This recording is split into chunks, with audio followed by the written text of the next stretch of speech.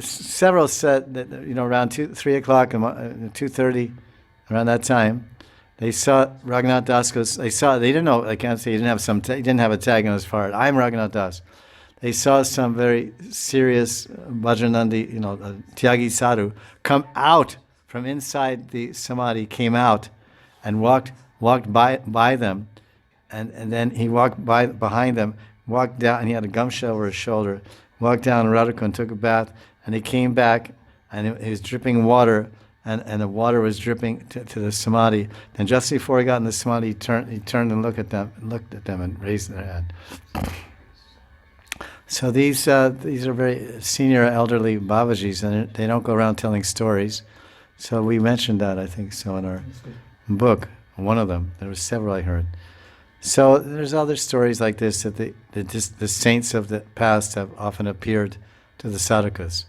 So that's like so many, this is the power. Bhagavan will come to his devotees, like Bhagavan came to the gopis that couldn't see him, that didn't have the sufficient prema, so they cried, and then they developed the Mahabhava, and Krishna came right to their house. They didn't even go to the Rasa Stali. He came right into their house, and they had the Rasa dance with that gopi. One gopi, one Krishna, one gopi, one Krishna, one gopi. Every gopi in the Rasa dance thinks, oh, I'm not recording. You're recording? You're recording? Okay, you have to send to me. You have to send this to me. So every gopi in the Rasa dance is thinking Krishna's dancing only with me. And this is a fact. One gopi, one Krishna. So this, as Krishna comes to his devotee, when the thirst is great, and the anxiety is great, and the crying is great, then what to speak of the Guru? The Guru, like you said, the Guru, you're even telling how the Guru is like the father. The Guru is rubbing my head, Guru is patting my back, or whatever.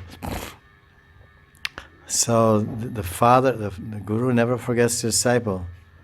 If the disciple forgets the Guru and he breaks the relationship, then Krishna says, okay, do your thing. Guru, he takes him out of the Guru's file, bas. But for the good disciples and the ones that don't reject Guru, then Guru comes back life after life after life.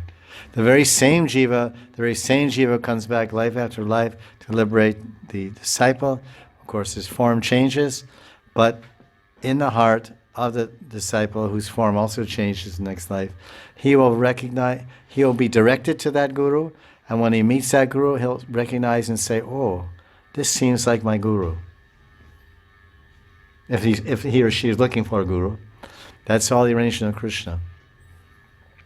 I worked for Lila Amrita, or Seva, whatever you want to call it, did Seva interviewing about 250 Prabhupada disciples.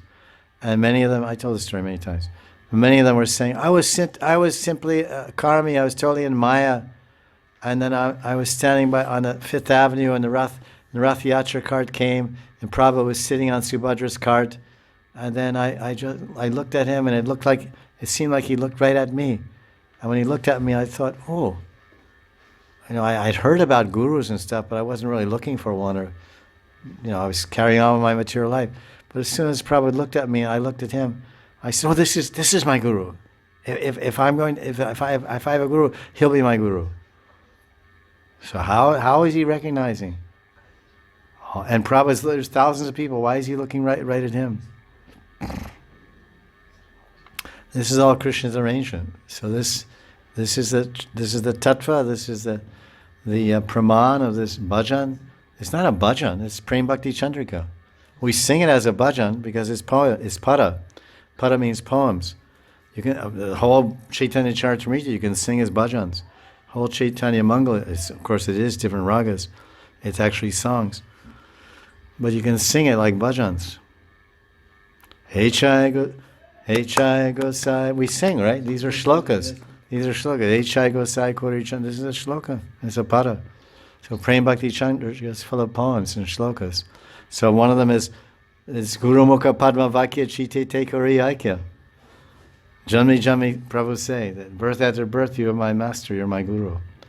I discussed this with my Shiksha and Diksha gurus. I said, yes, same guru. Because that's what happened to us. Well, in 1990 we met Pandit Shri Pandit Baba in Gwalior Mandir.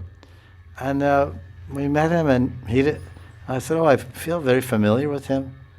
But I was already connected with a guru in some ways, Shiksha Guru, and I wasn't looking for a guru, and I never thought much. And then somehow time came to pass, and then that became the Diksha Guru. So then if I look back on it, I thought, oh, everything with Krishna, actually Krishna is moving every jiva perfectly.